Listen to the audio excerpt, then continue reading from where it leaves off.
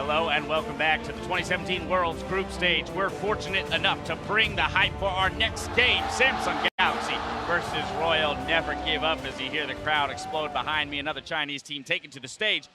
But guys, this is another battle for control of the group. Both of these teams sitting with a win currently in their group. I'm turning to you guys, looking for the predictions here. Samsung Galaxy, RNG, who's taking it? Frost, starting with you. Okay, I'm going to go with Samsung Galaxy. And the reason being is that, yes, I believe that RNG, the parts that they have that make up the roster are stronger individually, but I don't think the margin or the difference between the skill set is actually that massive. And the sum of parts for Samsung Galaxy, their ability to 5v5, is just stronger. RNG are not known as a 5v5 team, and I don't think they're going to hit Samsung hard enough, who have a very defensive style in the early game, to compensate, to not have this game go long and just get bled out. Now, top of the day, Crumbs, you talked about Samsung Galaxy as being one of the top contenders, perhaps, for the title, to win it all. Do you have the same kind of faith for them here against RNG? Absolutely. This team is solid. The meta is in their favor, and right now the Korean teams really seem to be at the top of the table compared to everybody else. And so when you compare it to the rest of Longzhu and both SKT, predictions. when you compare it to the other two teams, and if they perform here today, then I think that they're definitely looking as the #1 team for me. All right, Fisher, you got a bold prediction for me here? You Is it break Korea? No, I'm also Samsung. I was hoping you went for RNG, so it'd be exciting. Listen, I expended it on TSMWE. I had to it's pull fine. back. Coming into the tournament, we were actually looking at this matchup and being like, ooh, okay, RNG could get ahead in the early game. They could actually punish Samsung because MLXG is all over the place. Ambition is just in his own jungle, doing nothing at all but farming. There might be a chance for RNG to kind of beat them because of that. Now, RNG also playing Ardent Sensor. It's going to be a long game. Well, now you're just playing Samsung's game, and that is not going to work out for RNG. I even think Ruler is better in the late game than Uzi.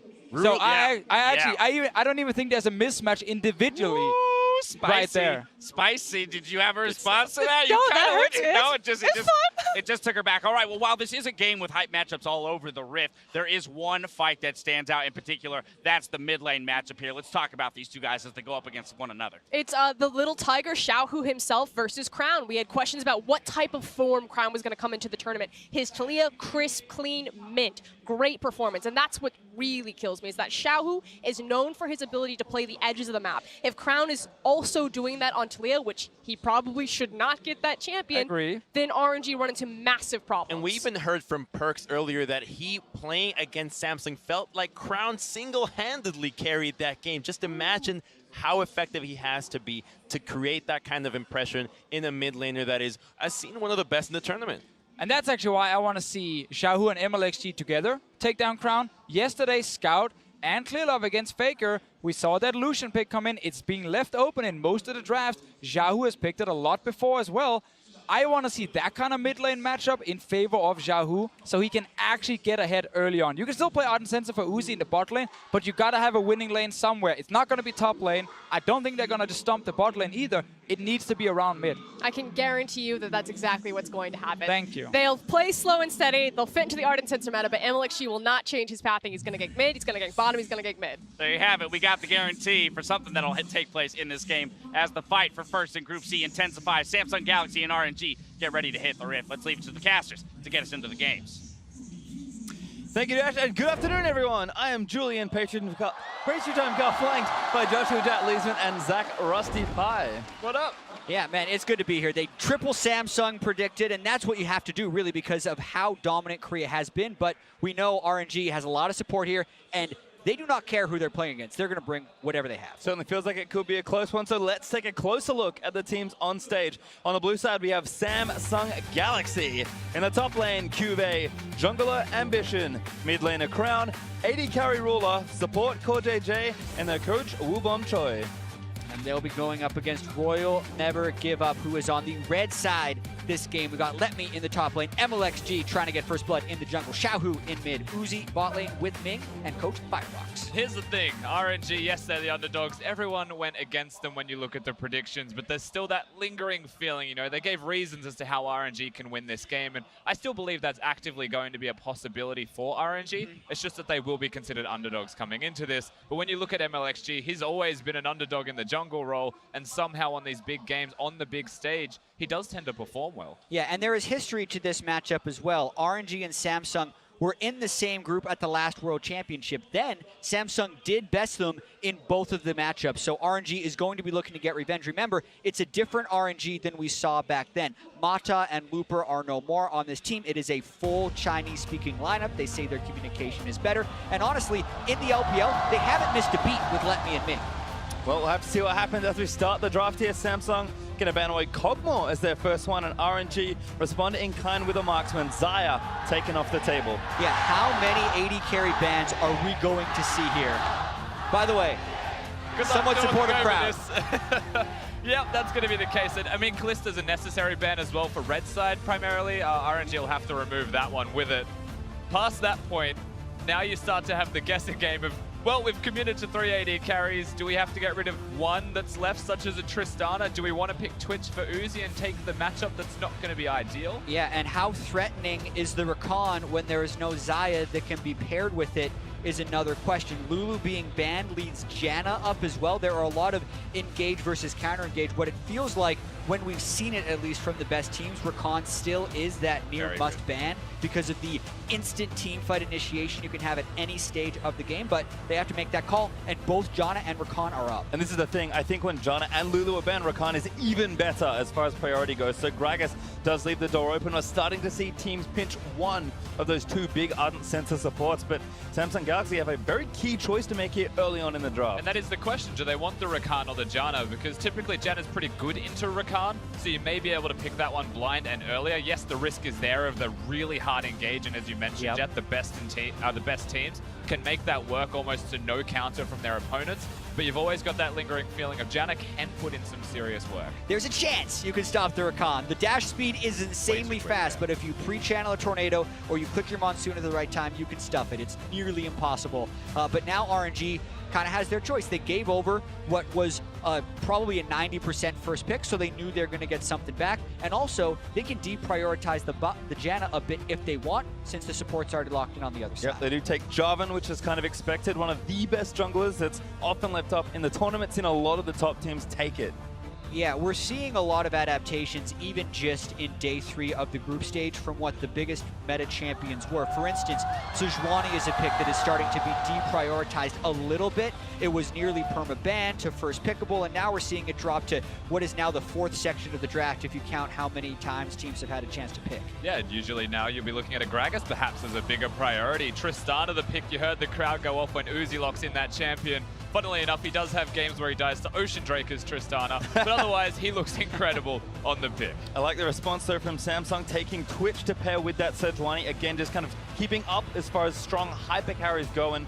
Again, this man, again, we heard the analyst say it should favor Samsung going late. They might as well pick some insurance, but RNG do the same, take the Janna here. And the Jarvan pick stands out to me in particular, knowing that it may go into the jungle role. Gragas being the ban, it makes the most sense with that. We still didn't see something like a Galio locked in for RNG to round out a composition for them, however, as they have to prioritize that Janna now. The second ban phase is about to come around for them, but because they get the first pick in the next pick phase, there's an opportunity to try and exploit Samsung a little bit here and get a better matchup. Yeah, I think the Galio is almost certainly going to be a ban here for Samsung Galaxy down in phase 2 on the bottom left of the screen because of that combo, and especially because it's against Twitch. If they ever get the flash down of Twitch and you have a Jarvan Galio, it's lights out for that guy. And I'm also really curious what happens with the late game choices that everyone has been making, because we have so many games that are going to 40 minutes, 45 minutes. There's a bit of an arms race to make sure you have the better scaling. I think in a small way, G2 versus Fenerbahce in that last game was a slight misstep by Fenerbahce for not having enough early game to get to the late game. But against teams that are better than that executing in lane, I think we have the arms race in full swing out here. That's why we see the Twitch, I think, prioritized so early. Yeah, and Trundle actually banned by RNG, and Kassadin is the first phase 2 ban for Samsung. Yeah, it looks like it'll be a Cho'Gath or a Maokai towards the top side to me, indicating once again that Jarvan may be a pick, and you can see the reaction from Samsung. Yeah, Galio's up, which is fascinating to me, since it should, you'd think, be locked in right here so they can pair it with the Jarvan, unless they don't want to pick it blind because both solo laners of Samsung are still left up. I expect it to happen. I'm not sure that he will just because Lucian is available and he's had some pretty bad run-ins in the LPL knowing that Lucian is everywhere. But once again, they are so good at the champion. Xie is another example of mid laners who don't care about mismatches in any way. Well, they will take the Galio here. I mean, they have to give up Maokai, I guess, is maybe the pick they were debating over. And I'm kind of expecting Samsung to look at that tank to complement the rest of their lineup. There's also a very small percentage chance RNG could flex it. I don't think it's going to happen. I think it's almost always a mid laner at this point. But RNG, with the last pick here in the draft, will have some flexibility. But Samsung, they do what we're expected. Rise Maokai, easy as you like. Yeah, this is rather interesting to me because they could technically just go Rumble and pull off the super combo of Jarvan, Galio, Rumble when you have two carry positions that do not have inbuilt escapes from the cataclysmic entrance that Galio and Jarvan can put on. Like, theoretically, that makes a lot of sense, but it does put RNG on a timer if they do that, and they're going to opt against it and just put a Galio top lane. Yeah, they're going to choose to flex it, so maybe not an expectation. We did see a fair few flexes in the play-ins, of course, of Worlds, where Galio was almost more a top laner than he was mid laner.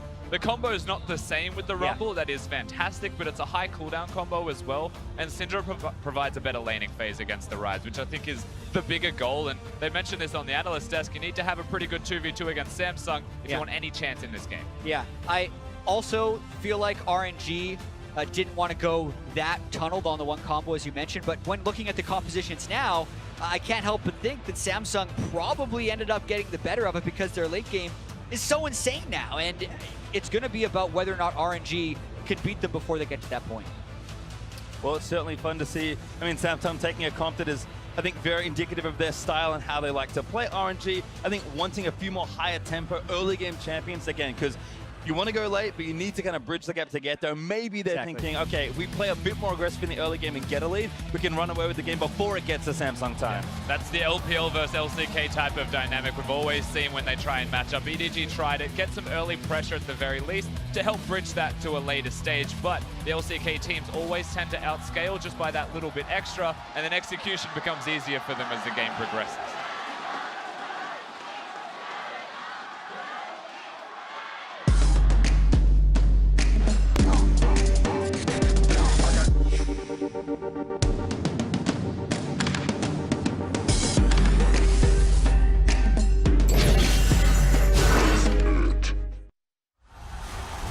Here we are in the Summoner's Rift for Samsung Galaxy versus RNG. The crowd here in Wuhan is certainly behind their Chinese home team, but no small opponents here in Samsung. And I think as far as early games in the stage of the tournament go for these two teams, winning here is so integral to topping this group. Yeah, so incredibly important. And I cast the first RNG game against 1907 Fenerbahce, and I was hyping up MLXG's early game. He's got a higher first blood percentage by 10 or more percent than anyone else coming into the World Championship, and they got invaded and he died.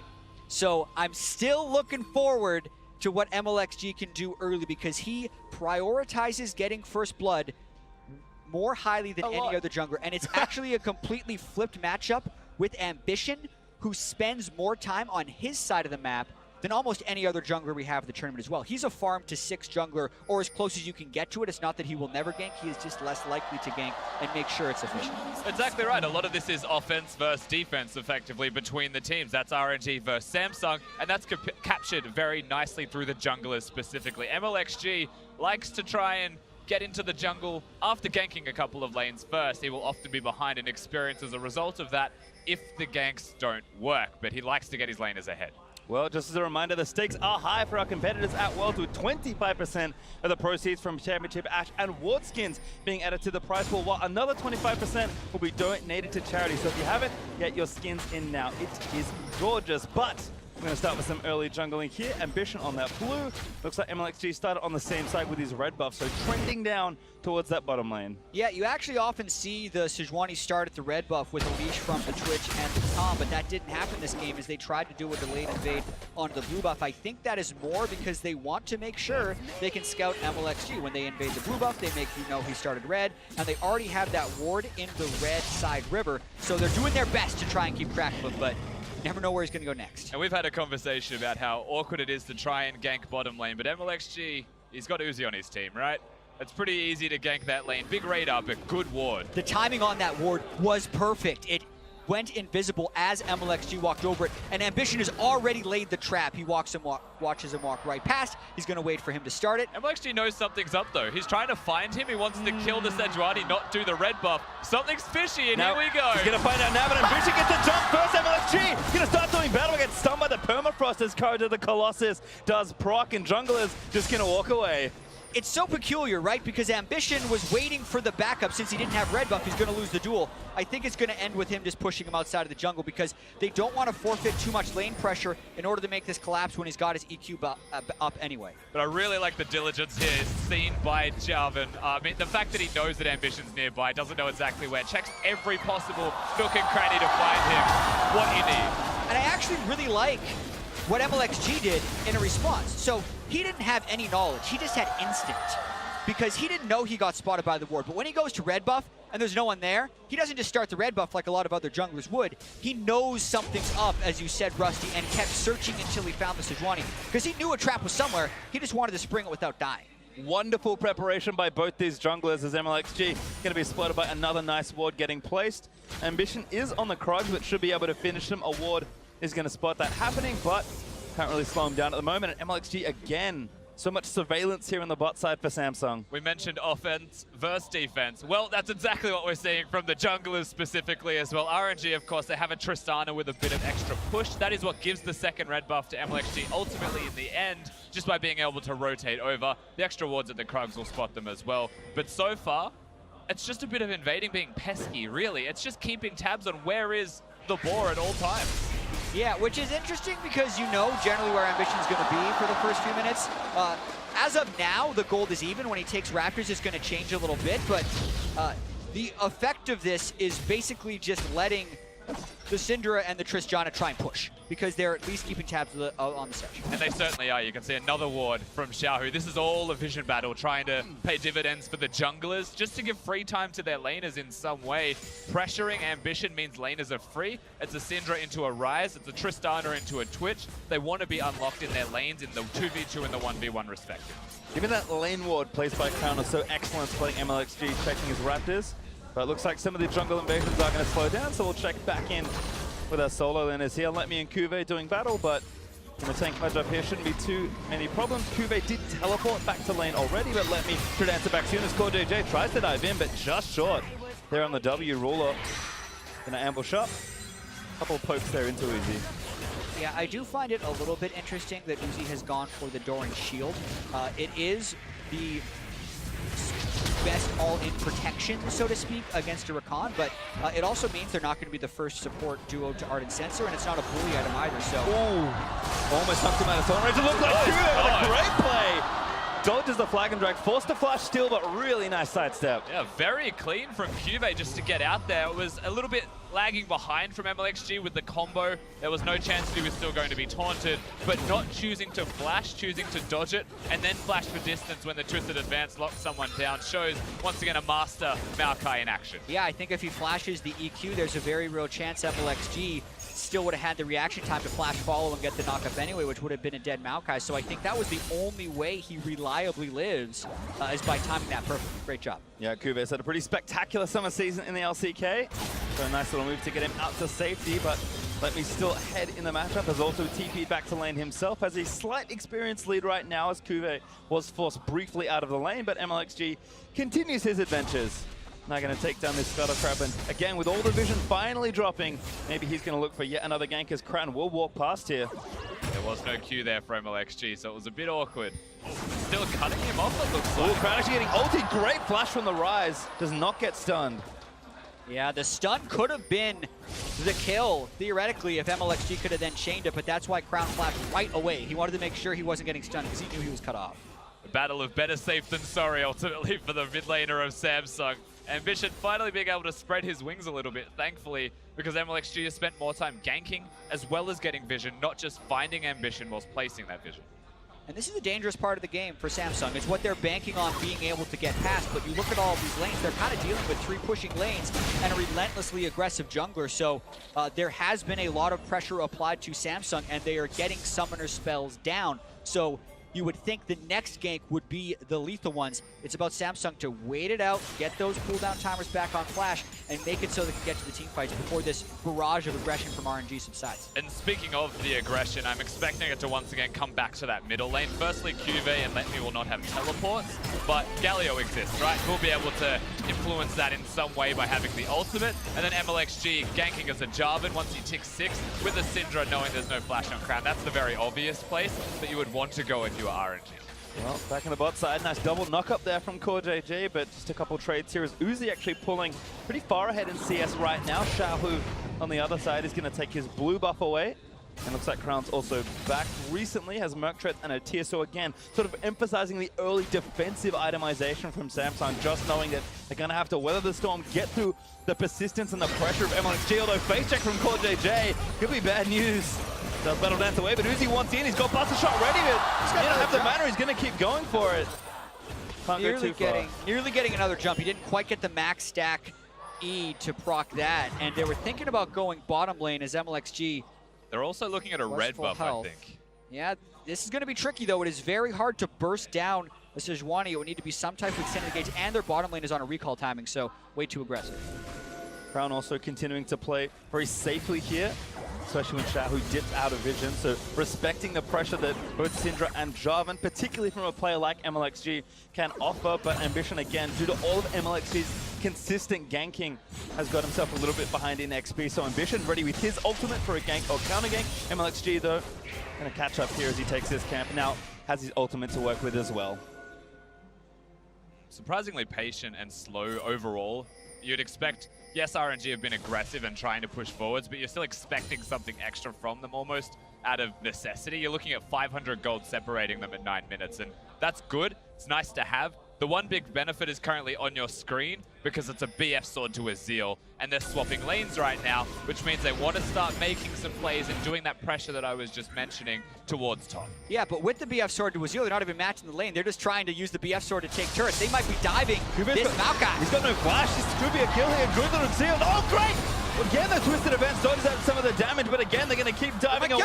Too much taking MLXG. Does get healed, and Monsoon protects himself, and now Kube has his flash back up. Let me going to take the next one, but it's not enough. Uzi finally grabs first blood. That Courage of the Colossus shield was so big because there were 4 people in the lane, so they're like, whoa, we're killing a Maokai and a half up against this turret, but because he didn't have his flash, because they were actually patient enough to realize that they had the heals and the shields and the John ultimate to take turret, they make it work, but that was a little more difficult than they expected. Super awkward, to say the least, but you know what? The kill went to Uzi of all people for RNG. They'll take it in the end. They got the turret first as well, so ultimately it's still a big win. It just took a little bit longer than they would have otherwise wanted. Rule, though, is going to clean up this bot side turret. 2-man push from Samsung more than enough. But they're not going to let him get this Herald. On for this Herald, Ambition with the ultimate already does use it, stuns up one. Ming actually getting locked up for a little while, but Kube TPing in not too effective as MLXG's trying to finish the Herald. It's pretty low, and he does have Smite, but I don't know if he really wants to keep going. They do get it. Who's going to grab it? Let me just going to take it and try and get out, I think. He may have to flash if they push in on him, but it looks like it's worked. He's just going to recall in the pit with nothing. Yeah, surely you'd think Samsung could have just swapped that for the Ocean Drake because of the investment, but they decided to spend a teleport up there anyway. We're going to watch this dive one more time. And this dive, you mentioned it before, it's awkward. Cube twisted advance, and the cube in particular giving him that extra shield is massive. He's going to survive once again for so long with the ultimate as well, locking them all down. Now you watch the juggle, trading aggro. Uzi didn't want it, but he got it. MLXG didn't want it. Now Let Me has to try and just waddle his way out as well. Exactly. RNG's going with a Warrior, Jarvan, and a Trist, and those are the 2 people that get the turret instead of the Galio, who would have been able to tank it for days. But what's funny about that is the play itself was still really good, and it gave them about a 400 gold advantage off of the kill and the first turret when you equalize for the farm that was given off to Twitch. Yeah, sitting close to 1,000 gold, almost up for RNG, but not there just yet as Uzi returns to his bot lane home to try and get the waves pushing back in the right direction. Zerka Greaves and a pickaxe plus a dagger now joining that early BF sword.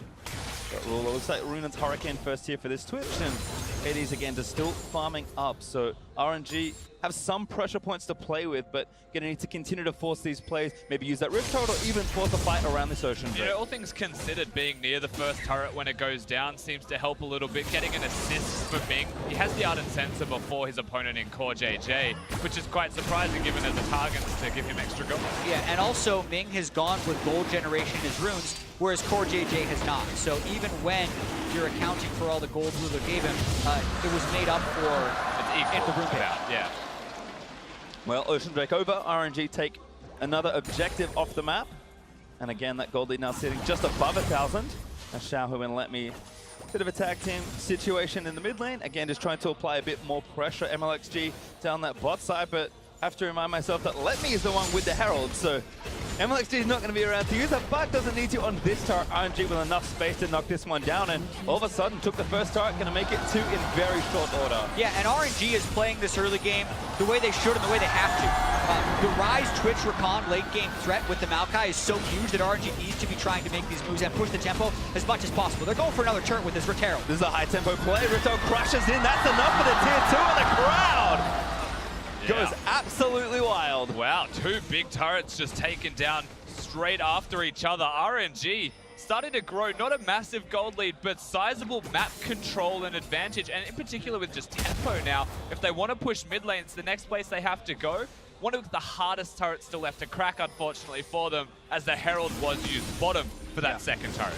Still going to be worth a large amount of gold for them, so that's good as far as Adam Power Spikes are concerned. But with Sensor Hurricane being on Twitch, that's a lot. Crown's going to be getting his Abyssal Mask very soon, which makes him very difficult to burst out for Xiaohu. So manufacturing that next play is going to be where the game really starts in a lot of those ways, because the bottom lane being won by the Tristana, somewhat expected based on the jungle pressure from MLXG, like the dives they've been doing, has to do a little bit with their early game advantage, but now they need to be able to snowball that advantage, and that comes by breaking the mid turret and taking control of the rest of the map. And I think that's very true of the metagame we've seen develop here at Worlds. I mean, like the games have been slower. They are playing to scale more, to build up to that late game, to have these strong front lines and defensive supports, really build an almost unbeatable 5v5 team comp by that point. So yes, you can get some leads in the early game, but unless you go all out and really force to snowball the early game, you have to play the mid game very well. Exactly. It's no secret that the LCK is undefeated at the World Championship so far. 5 wins, 0 losses. In 2 of those games already, and 3 including this one, which will make half of their games, they've had a goal deficit at 15 minutes because they have been opting into that late game's arms race and making sure they don't fall far enough behind. SKT, you can argue that they fell too far behind, but they still just had to win 1 fight. That's all it took, was 1 fight to be able to come back in it. So even if this looks good for RNG right now, they have to play so well to actually get that victory. We saw Bang play Twitch. We know that Ruler is a very good AD carry. Deficio thinks better than Uzi. We're going to see if that is actually true, as he's got the Twitch and can put on a carry performance here with the team protecting him and setting him up with the Ardent Sensor that everybody does love to pick up and talk about. Well, again, Uzi certainly could be outmatched by Ruler in the late game, but his reputation as a laner continues here. Plus 30 CS at 15 in this game and continuing to build up. Has the Infinity Edge already completed, but Ruler again with the Hurricane should accelerate that farm. I'm really curious to see in the big team fights when RNG pull off the Jarvan Galio Cataclysmic Entrance combo, whether or not Crown just uses Zhonya's and his Rise ultimate to get him and Twitch to safety. Because if he can pull that off pretty reliably, it may shut down the engage of RNG. So that could be a really cool combo that we're yet to see. I hope to see that. It's going to be very difficult to pull off, I would have to imagine, but that would be sick.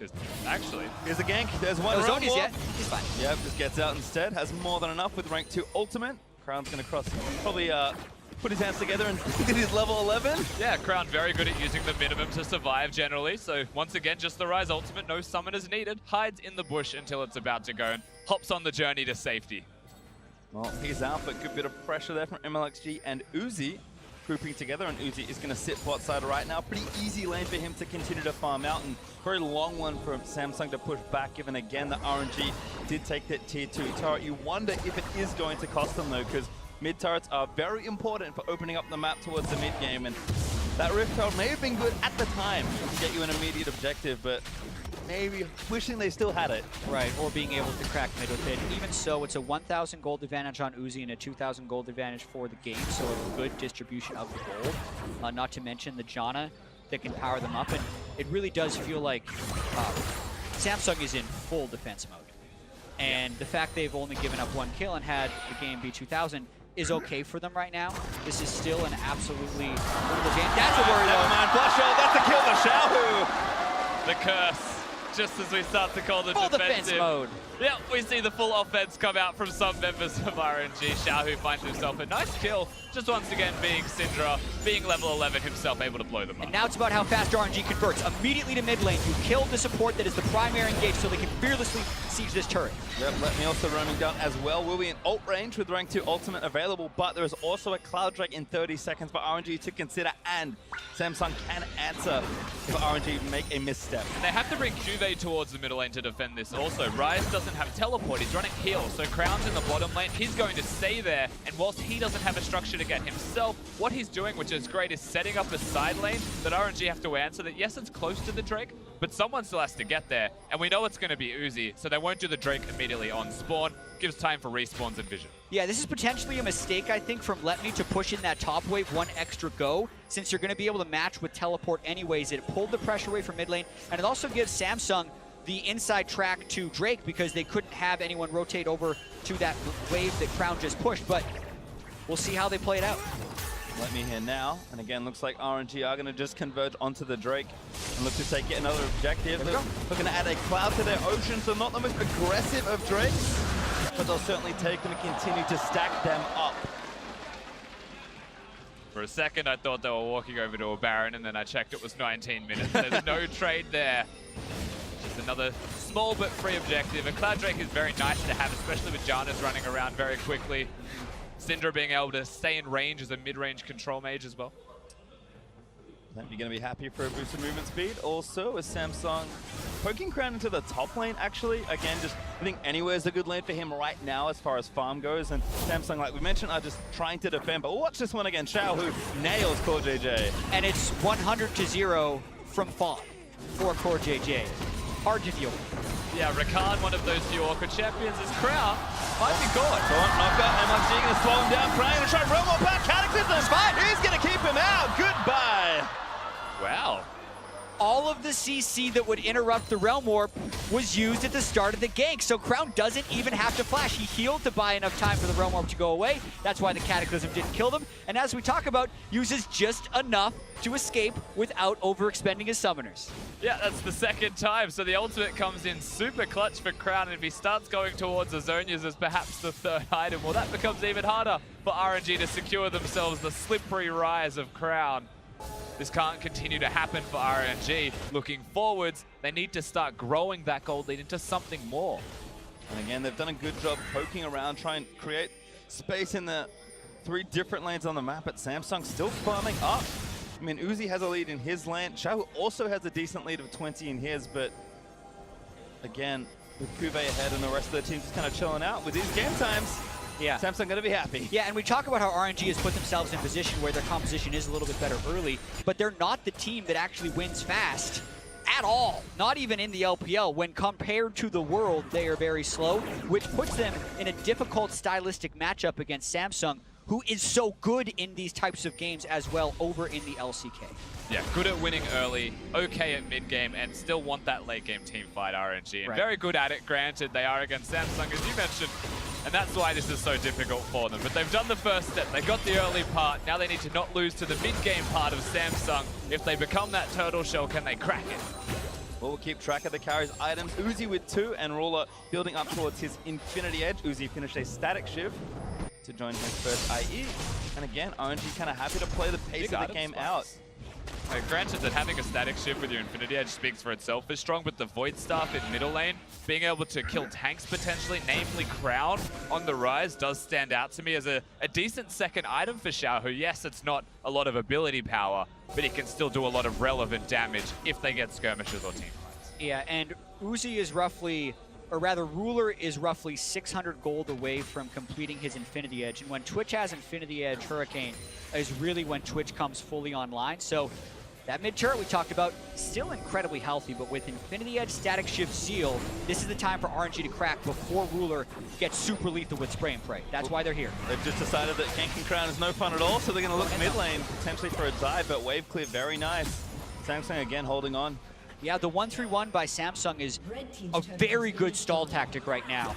It's even catching them up in the game because they took that extra turret, and they're actually getting more farm as RNG is spending all this time Wow! down. Uzi just went in onto Kube there, but now they're going to maybe catch him out in the tornado. Was good for the knockup. Kube going to get knocked back again, and he's down. Uzi grabs his second kill of the game. The 1-3-1 was great, except for when Cuvée goes to clear a control ward when RNG were just around the corner. MLXG was flanking mid lane and just walks over as Crown and Xiaohu. This might be good for Xiaohu, but we'll see. Crown is going to keep dodging out of the way. You have to save your CC for the Realm Warp. I think Xiaohu's learned this from the last time. He's doing it in Fog. Going blind, no, can't do it. Little late, and Crown once again Slippery slips as away in the vanity. Realm Warp.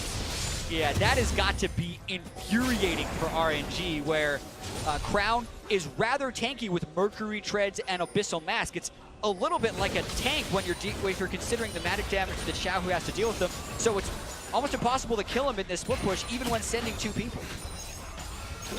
But with that being said, RNG is spending more time away from the minion waves trying to get kills. Samsung is spending more time with the minion waves trying to farm to keep this game going. And we're seeing that push and pull to try to keep the game even. It feels like in general, Samsung, again, defensive play, just trying to stay afloat. Right now, the game, only 2,500 gold or so ahead for RNG. Yes, they have 2 Drakes, so they're building up lead here. But again, with mid not being opened up, the map is still constricted for them. And I think in a minute's time, that Infernal is what RNG have to say, all right, it is time to really break open this game. And this is where decisions can come into play for both of these teams. RNG, but just by having the mid lane outer turret broken, can look at Baron as a more viable option, especially at 24 minutes. Having 3 items completed on your AD carry, it's going to be doing an awful lot of work to it, right? So yeah, they can consider that. The Infernal Drake's up in 40, yes, but RNG could say, well, Samsung are going to place wards around Infernal Drake. Why do we not just do a Baron for it? And you can see they're taking control of the Baron side. The trick here for RNG is to be decisive enough to take the Baron if Samsung is going to be going for the Drake, because it takes much longer to kill Baron than it does Infernal Drake. The game of chicken, however, is currently in effect when you look at Samsung's vision towards the Drake itself. RNG will have no idea. What a flanky by Xiaohu and MLXG. Actually, a stun lands on the core. JJ ulti, lets it rip, and Uzi gets the kill. Now jumps in on towards Ambition, gonna try and clean one up. That's Uzi. Uzi grabs the double kill. Gonna keep moving forward. Stun lands it. Oh my god, Uzi, triple kill. He's not gonna get it all, but he might grab the quadra. Kube gets out of the way, and RNG smash the T5. Uzi just comes up huge as well. That's the Baron. RNG, what a machine of a team right now. That damage, man, he was so far ahead of the item curve with the double Zeal and the sensor. When he started killing Ambition, he looked like a piece of paper right there. He killed him so fast, got the resets, caught Samsung completely off guard. They did not expect that kind of damage, and now RNG has control. Honestly, I don't think anyone expected the amount of damage he did to Ambition. There's an armor item on that Sejuani, but you're right, just absolutely shredded him, and it all starts with this flank jab. And Ming broke the passive on Ambition at the start of it, but it's all about catching Core JJ at the beginning. They let it rip on him. Now they're not fearful of the counter engage nearly as much, but crit, boom. Crit. He's got 70% crit, so I'm going to give him that one. He carries on with the flash taunt from Let Me. Hops all over the place. Yes, it's not quite the ace, but they get everything they wanted out of that one. Probably actually better that Let Me got one of those kills, because then they don't dive through the turrets for the Penta. Instead, they take the mid turret, which they already got. They grab the Baron, and now they're going to grab the Infernal as well. RNG, we asked for them to break the game open if they wanted a chance, and they have well and truly done that. And conveniently in the way that we also suspected, being that it would be a Baron as a higher priority. And all of that comes down to being able to break the mid lane outer turret. And once you get that from a pick on Cube, you can see as every single step leads into something more significant, everything RNG needed. But gentlemen, we've also been here before. I like to look at Samsung a little bit as SKT light, in the sense that they're a little bit slower, not quite as perfect as SKT. There was a 10,000 gold lead yesterday, EDG versus SKT against a Rakan with the Janna. And one fight is all it took for the Twitch Rakan to get back. There they go. Cataclysm enters in. Huge knocker there in the ball. Xiaohu takes the ruler. Everybody dead. He gets the double. Uzi leaps in to grab it, and it's only Crown left. And RNG is not EDG today. This is a Baron buff logged at the They might be able to do it here, Jet. That's going to be an inhibitor. Just Crown left. Crown, and do not stand there and taunt RNG. They're going for the game. Let me is going to tank the front. Next to Todd on the left is the stun lands on the Crown assist. Wants to flash away. Uzi leaps on. They want it. They want it all. Gonna try and grab the ace. Uzi can't quite get him in the fountain, but the Nexus turret is dead. And RNG send a message. Take down Samsung. 11-0. That is our third shutout in a row here at Worlds. When these teams start winning, they do not let up. And this one was Uzi getting so damn far ahead, and the rest of the team not being afraid to just go. That's what we talk about RNG. They do not give a damn about who they're playing against. They do not care if the game can turn around against them. They'll go for it. They did, and they won. And we saw a very methodical early game as well to set all of that up. We said it had to be around mid lane and jungle. Well, it ultimately was just around the jungle position, with MLXG trying to find ambition. Bot lane was always going to be winning. They picked winning lanes, and that felt like that was all they needed. They trust in themselves, but today they needed to also trust in each other, and they are rewarded as they stand in front of the crowd with a blisteringly fast game. That one ended in under 30 minutes after a very slow early game. Again, these are not super fast teams. Samsung especially do play it slow, but RNG, they knew they were ahead, and as soon as Uzi crit Sejuani for that first time, RNG were like, we got it. I guarantee you, EDG are backstage right now, just writing down notes for that last game today. This is how we mid-game. More when you are ahead. Big Tristana. It's all working, coming together for them in this one.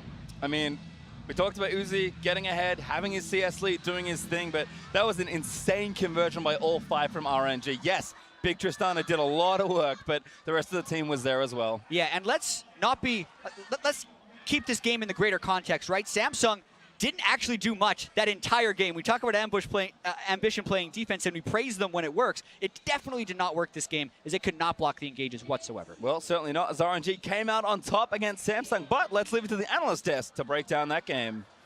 Thank you very much, gentlemen. Perhaps the loudest I've heard this venue be as of yet, as RNG take down Samsung Galaxy. And the three of you can hang your heads in shame collectively Hey, that's the appeal for cast, your though. predictions. All right, explain yourselves. What happened? Okay, Samsung, as Jet said, didn't do anything, but they actually did do one thing. A lot of uncharacteristic mistakes. QV, chain feeding, bot lane, Core JJ getting caught out multiple times, and then Crown as well. Had it not been for the round warp, he would have been caught a lot of times too. They just were all over the place. Yeah, so RNG obviously with the draft you see on the screen now had really, really strong lanes. Down in the bottom lane, the Tristana Janna will definitely beat out the Twitch, as we saw during the entire game. Pressure in the mid lane from Syndra, and of course Galio pushing Maokai in top. So MLXG was allowed to kind of do whatever he wanted. It wasn't actually a whole lot he did. He just tried to invade over and over and didn't really pull off ganks. But it was enough to get early towers, and then a really good lane swap from, of course, RNG. When they got BF Sword, they swapped to top lane, kill QA under that tower, take the first tower, and that's kind of how they got the big goal lead. Yeah, and then it was that Rift Herald with that beautiful 2-tower push onto the bottom, which was a great play from RNG. I do want to give credit to Coach Firefox behind them. That was the first time that we've ever seen Let Me flex the Galio up into the top lane. Normally, that goes into the Xiaohu hands. He was the first guy to ever play Galio in the mid lane position. LPL was the first region to ever have Galio competitively, so we are very comfortable playing it there. And then to just change that up to make sure that they had damage on that Syndra, because if that was Galio mid with a tank top laner, that comp was going nowhere. Deficio, then Crown. Samsung, after everything went wrong, actually did an okay job defending. It was actually looking okay for them. They were like stalling. Wait, what? Wait for it, wait for it. Yeah, I'm setting up for the replay, Crom. This is what we do, you know? Building up the narrative. They were defending okay. They got Infinity Edge complete on Twitch. They took notes from yesterday's game with SKT. We're waiting for that Infinity Edge on Bang's Twitch. They're like, okay, now we can maybe start fighting. And then, Dash. And then it happens. Let's cut to it. Our 24-minute replay brought to you by Acer Predator. And then suddenly RNG are behind Samsung. Check out on your minimap. Where's Rise? He's not there. What is it doing?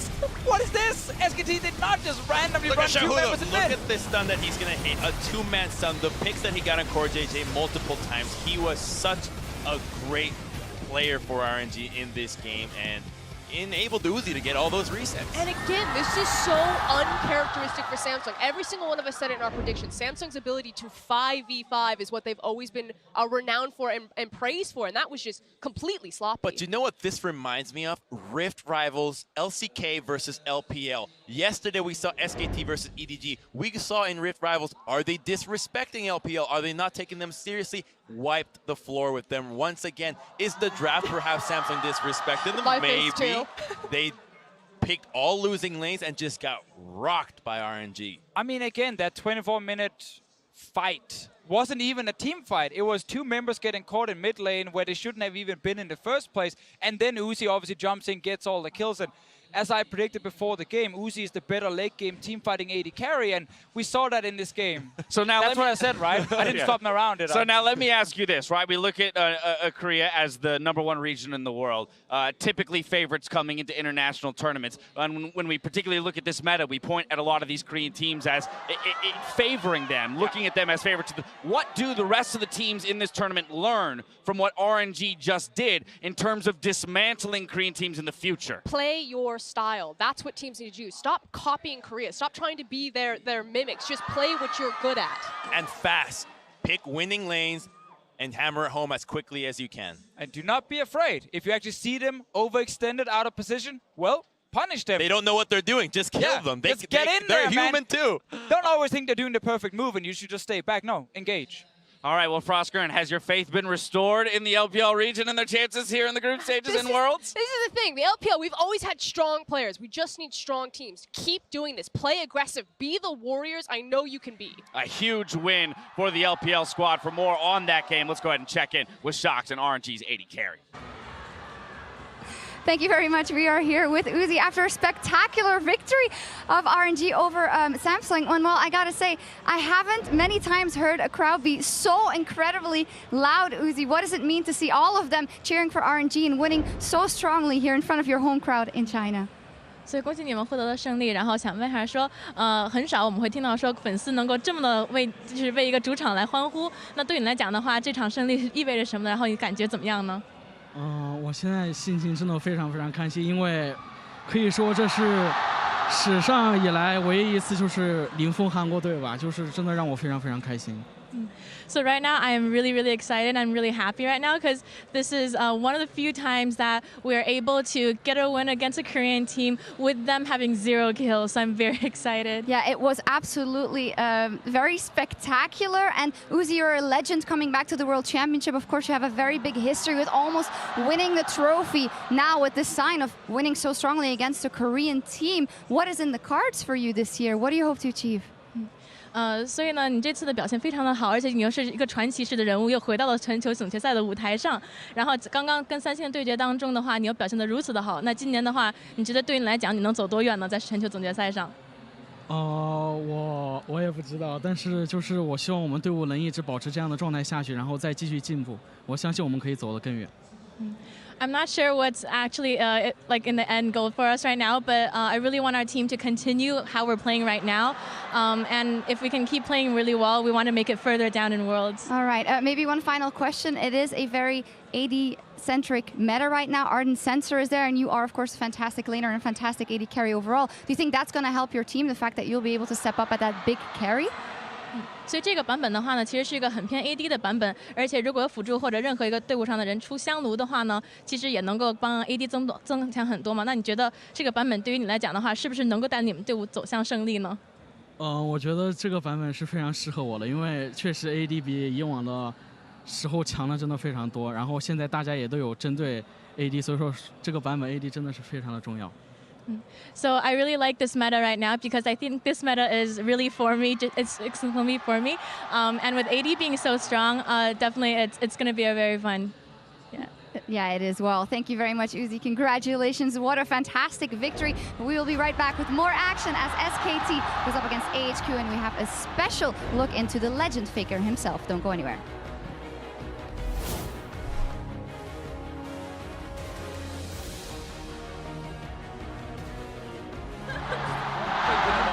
We're keeping this? And